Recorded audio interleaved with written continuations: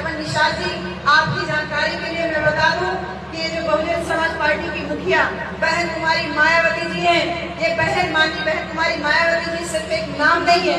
माननीय बहन कुमारी मायावती जी भारतीय राजनीति की सबसे बड़ी ताकत है, क्योंकि बहन कुमारी मायावती जी का संघर्षशील स्वाभिमान की राजनीति का इतिहास लगभग तमाम फोटो जो हम लोग मोबाइल पे, यूट्यूब में और वीडियोस में देखते हैं, उनका संघर्ष वो बयान करता है।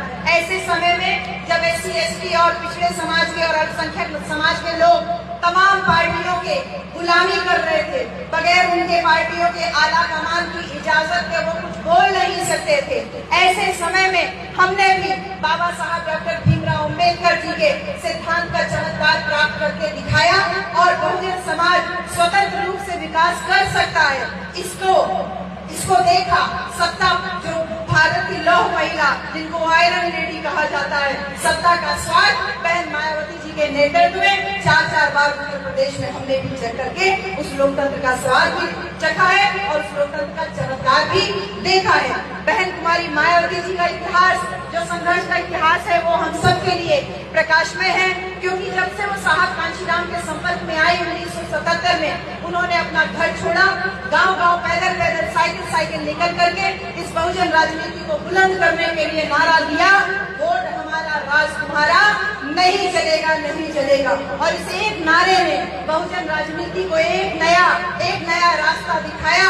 और जब 1995 में बहन कुमारी मायावती जी उत्तर प्रदेश की पहली बार मुख्यमंत्री बनती हैं और जब उनका शपथ ग्रहण समारोह होता है माननीय बहन जी का, और ये एक ऐसी घटना थी कि पहली बार दलित समाज की बेटी उत्तर प्रदेश जैसे जो भारत का सबसे बड़ा राज्य था उसकी कमान संभालती है, तो उनके शपथ ग्रहण समारोह में तमाम देश के न्यायाधीश, इस उत्तर प्रदेश के राज्यपाल, तमाम बड़े बड़े लीडरान, तमाम बड़े बड़े नेता लोग और तमाम अफसर लोग मौजूद थे। उन्होंने सोचा कि बस खचाखच राजभवन तो भरा हुआ था, सबने सोचा शपथ ग्रहण समारोह है, माननीय बहन कुमारी मायावती जी माइक पकड़ेंगी, थोड़ा धन्यवाद ज्ञापन करेंगी और थोड़ा वादे करेंगी, कुछ विकास के काम करेंगे। लेकिन माननीय बहन जी ने जब माइक पकड़ा और उन्होंने जो बोला वो इतिहास में दर्ज हो गया। मेरे तमाम सेक्टर और बूथ के पदाधिकारी जो यहाँ पर मौजूद हैं, आप सब लोग ये जो बातें मैं आज कह रही हूँ, इन बातों को गांव में जो हम बूथ का गठन कर रहे हैं वहाँ पहुँच करके ये बातें बताइए कि माननीय बहन कुमारी मायावती जी ने जब माइक पकड़ा शपथ ग्रहण समारोह के दौरान, तो उन्होंने जो कहा वो इतिहास का साक्षी बन गया। माननीय बहन जी ने ये कहा कि ये सरकार दलितों, पिछड़ों और वंचितों की सरकार है। अब शासन दलित की बेटी चलाएगी, कोई कठपुतली नहीं चलाएगी। ये बात जब माननीय बहन जी ने मंच से बोला, तालियों की गड़गड़ाहट गूंजने लगी और वही जो मंच पे बैठे हुए थे वो लोग, अफसर लोग और पूर्व मुख्यमंत्री बैठे थे, वो सब आपस में खुसुर करने लगे कि अरे इतना खुल करके नहीं बोलना चाहिए, यहाँ राज्यपाल जी भी बैठे हैं। और तभी माननीय बहन जी ने दोबारा माइक पकड़ा और जो बोला वो भी इतिहास है। और बहन जी ने ये बोला, मैं जानती हूँ ये बात बहुत लोगों को कड़वी लगती है, मैं जानती हूँ ये बात बहुत लोगों को कड़वी लग रही है, लेकिन अब समय आ गया है जो 5000 साल से सर झुका के, सर दबा के चलते थे, अब वो लोग पूरा सर उठा करके चले।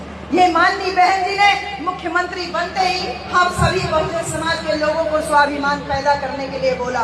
माननीय बहन जी कभी किसी की गुलामी नहीं की, वो किसी को खुश करने के लिए भी राजनीति नहीं की, बल्कि उनका मकसद था सत्ता उन लोगों के हाथ में देना जिनके पास हाथ में कभी थाली तक नहीं। ये हमारी बहन जी का शौर्य है, ये हमारी बहन जी का वैभव है।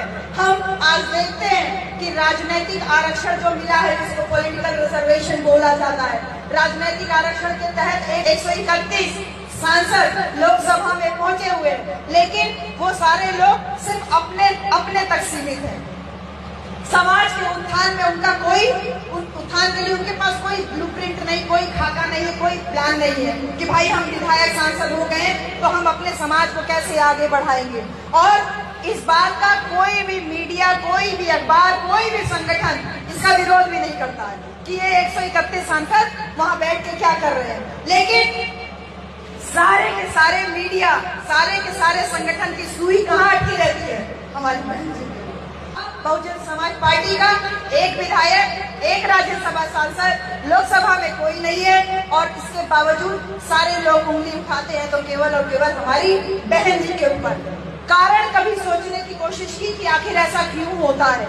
इस बात को कभी सोचिए, हमारी बहन जी कभी भड़काऊ भाषण नहीं करती, इसके बावजूद हमारी जनता, ये बहुजन समाज हमेशा भड़कने की स्थिति में रहता है, हमेशा परेशान रहता है। ऐसा क्यों होता है?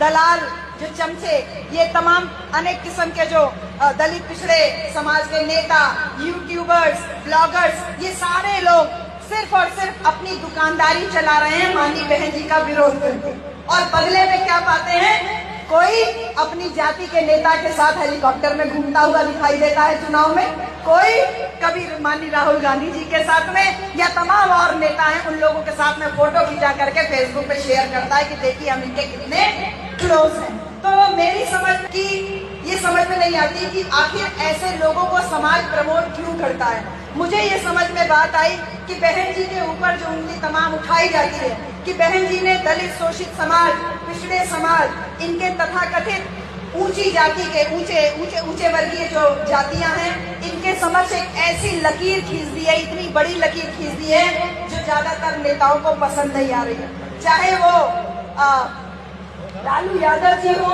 या माननीय मुलायम सिंह यादव जी हो, या जो आजकल उनके बेटे अखिलेश यादव जी हो, ये तमाम लोग कभी सामाजिक परिवर्तन की बात नहीं किए। ये लोग किसकी बात किए? ये लोग हमेशा सामाजिक न्याय की बात करते हैं। इसलिए मेरे साथियों, गांव में जब आप मीटिंग करो तो सामाजिक परिवर्तन की महानायिका बहन कुमारी मायावती हम लोग बोलते हैं। तो सामाजिक परिवर्तन और सामाजिक न्याय में अंतर आपको पता होना चाहिए। सामाजिक परिवर्तन कहता है, माननीय बहन जी अपनी तमाम प्रेस कॉन्फ्रेंसेस में और ट्विटर में बार बार हम लोगों को बता रही है, सामाजिक परिवर्तन कहता है कि समाज से छुआछूत, गैर बराबरी, ऊंच नीच दूर होना चाहिए, भारत का संविधान लागू होना चाहिए, ये कहता है सामाजिक परिवर्तन। और जो सामाजिक न्याय की बात करने वाले लोग, वो ये चाहते हैं कि जाति व्यवस्था बनी रहे, दलित और कुछ कुचले लोग, पिछड़े लोगों के ऊपर अगर जुल्म और अत्याचार हो तो उनको पुलिस थाना करवा दो, थोड़ा बहुत फोटो खिंचवा लो, उनको न्याय मिल जाए, लेकिन जाति और वर्ण व्यवस्था के खिलाफ कोई आंदोलन नहीं होना चाहिए। तो ऐसे में उनके साथ में केवल सहानुभूति थोड़ी सी दिखा दीजिए, थोड़ा बहुत 10, 20, 50 हजार रुपए दे दीजिए, सहानुभूति दिखा दीजिए, काम हो जाएगा। कुछ लोग चाहते हैं कि वो न्याय देने वाला बने रहे, और सामाजिक परिवर्तन वाले चाहते हैं कि समाज में जाति आधारित, वर्ण आधारित जो भेदभाव है वो समाप्त होना चाहिए। मान्यवर कांशीराम साहब और बहन कुमारी मायावती जैसे नेताओं ने बाबा साहब डॉक्टर अम्बेडकर के विचारधारा के हिसाब से सत्ता चलाकर दिखा दी कि सत्ता जब गरीब वंचित तबके के हाथ में आती है तो वो गरीबों की बस्तियों में बड़े बड़े पुलिस अधिकारियों की गाड़ियों में हूटर लगा करके घुमवा देती। ये सत्ता की ताकत होती है। चौक चौराहे बनाती है, स्कूल कॉलेज बनाती है, अस्पताल बनाती है, और तमाम योजनाएं लागू करा करके दलित, पिछड़े, वंचित लोगों को, अल्पसंख्यकों को उनके हक अधिकार, उनका सम्मान दिलाती है। और ऐसी विरासत खड़ा कर दी हमारी बहन कुमारी मायावती जी ने कि ऐसी विरासत, वो लकीर है, जो बड़ी लकीर हमने कहा ना, जो बड़ी लकीर खींची, यही लकीर इन लोगों को चुभती है। तो इस लकीर को वो काट नहीं पा रहे, इस लकीर को वो मिटा नहीं पा रहे, तो इस लकीर को वो तोड़ने की कोशिश कर रहे हैं। और इसलिए जब जब कोई दलित बोलते हैं तो उनके दिमाग में एक छवि बनती है, एक इमेज बनती है कि वो हाथ जोड़ा हुआ, गंदा कपड़ा पहना हुआ, सर झुकाया हुआ खड़ा रहे। लेकिन उस दलित गरीब हाथ जोड़े हुए से लेकर के एक हाई प्रोफाइल स्मार्ट, जैसे हमारे श्रवण निषाद जी हैं, जैसे डॉक्टर बलिराम जी हैं, हम लोग हैं, हाई प्रोफाइल, स्मार्ट, आईएल और कड़क फैसले लेने वाले इमेज जैसी हमारी बहन जी की है अगर बन जाती है तो वो हाई प्रोफाइल इमेज इनको चुभती है, वो बड़ी लकीर इसको काट करके वो खत्म करना चाहते हैं। इसको खत्म करने का जो प्रयास कर रहे हैं इसमें वो सफल नहीं होंगे। तमाम यूट्यूबर्स, तमाम जो है फेसबुक के माध्यम से, व्हाट्सएप और तमाम ग्रुप्स और सोशल मीडिया के माध्यम से ये लोग लिख रहे हैं, लोग कर रहे हैं।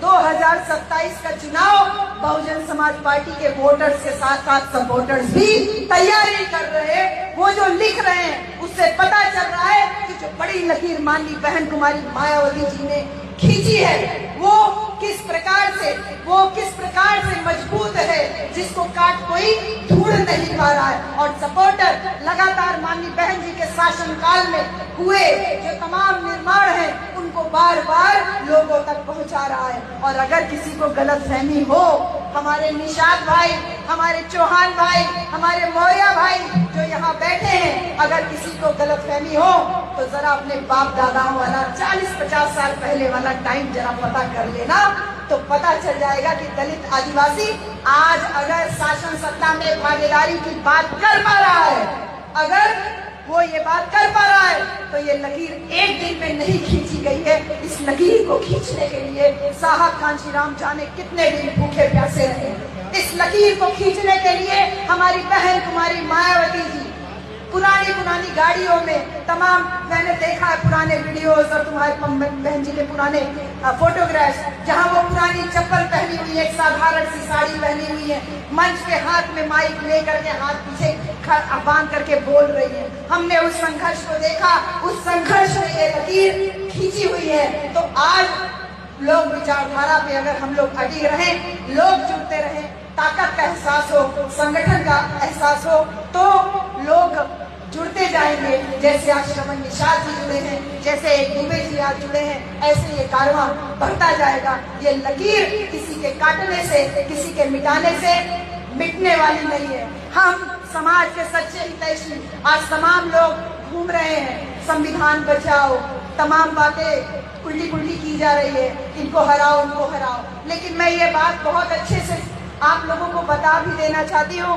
कि समाज का सच्चा हितैषी राजनीतिक दल केवल उसी कानून को मानता है जो कि सत्ता में रहते हुए सभी वर्ग, सभी समाज के लोगों के लिए कार्य करता हो। आप लोगों ने अगर ध्यान दिया हो, हम लोग पहले बोलते थे बहुजन हिताय बहुजन सुखाय, लेकिन माननीय बहन जी ने सरकार बनते ही सर्वजन हिताय सर्वजन सुखाय बोला। क्यों? क्योंकि भारत का संविधान सभी जाति, सभी धर्म, सभी वर्ग, सभी वर्ग के लोगों को बराबर अधिकार देता है। ऐसे में अगर आप शासन सत्ता में हैं तो सभी जाति, सभी धर्म के लोगों को एक बराबर अगर आप अधिकार नहीं दिला पा रहे हो तो आपका शासन सत्ता में बने रहने का कोई फायदा नहीं है। क्योंकि अगर सत्ता में रह करके कुछ ना करें और सत्ता जाने के बाद विपक्ष में जाके समाज के पक्ष में बोले, हल्ला मचाएं, तो ये और कुछ नहीं लगता बल्कि सत्ता की लालसा और सत्ता की लालच ही केवल ढोंग दिखाई देता है। क्योंकि जिन लोगों ने अपने कार्यकाल में बहुजन समाज के हितों को नजरअंदाज किया, जिन लोगों ने बहुजन समाज के तमाम पार्कों का नाम बदल दिया, जिलों का नाम बदल दिया, बहुजन महापुरुषों के नाम पे बने जिले का नाम बदल दिया, ऐसे लोग आज जब सत्ता से बाहर है तो दिखावा कर रहे हैं कि संविधान के असली हितैषी हम ही हैं। सत्ता में रहते हमेशा संविधान विरोधी कार्य किए और आज जब सत्ता चली गई तो संविधान को खोपड़ी पे लाद करके घूम रहे हैं। इस बात को बहुत अच्छे से जान लीजिए साथियों कि बहुजन समाज पार्टी हमारा घर है और हम इतने डरपोक नहीं है और न इतने लालची है कि किसी के बहकावे में, किसी के बुलावे पे अपना घर छोड़ के चले जाएं। क्योंकि साहब कहते थे कि दूसरा वाला महल वाला अगर तुमको बुला रहा है तो बेशक उसके महल में जाओ, लेकिन अपने झोपड़े में आग लगा के मत जाना, क्योंकि किसी दिन महल वाला तुमको लात मार देगा तो तुमको कम से कम अपना झोपड़ा तो रहेगा अपनी शरण के लिए। इसीलिए मेरे भाई श्रवण निषाद जी, ये बहुजन समाज पार्टी हमारा घर है और बहुजन समाज पार्टी कोई राजनीतिक दल नहीं बल्कि मानवीय और सामाजिक मूल्यों को स्थापित करने के लिए बहुजन महापुरुषों का मिशन है।